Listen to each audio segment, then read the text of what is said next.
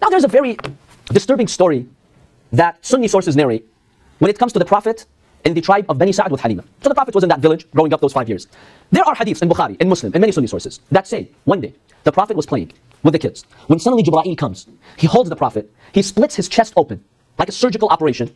He tears it up, he tears his chest, he cuts his chest, he takes out the heart of the Prophet. There was a clot on the heart of the Prophet. A ghudda. What do you call a ghudda? A lymph node.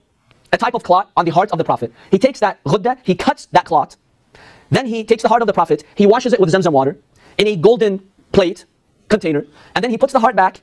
Then he stitches his chest and he goes back playing. But now the Prophet is traumatized, his face is yellow. The kids run to Halima and they tell her, Muhammad's dead.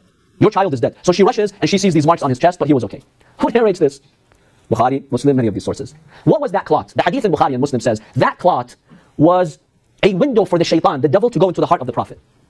The lot of the shaitan, hadd shaitan, as the hadith says. So Jibreel wanted to save the Prophet from the devil, from Satan. So he came and he cut that clot, and that's how he saved the Prophet from the impact of the shaitan. So before this clot, shaitan would come in and out and enter the Prophet's heart as he wished. Now Bukhari, Muslim, and these other sources say this happened 4 or 5 times in the Prophet's life. Later on, when he grew up, this happened. Again, Jibreel would come. Again, he would do the surgical operation. SubhanAllah, no other messenger of God had to go through this. Except the poor Prophet. He has to have this clot in his heart, and it's a window for the shaitan. And Jibreel has to traumatize him like that by opening his chest and cutting up his heart and then putting it back. I won't pass the judgment, you pass the judgment.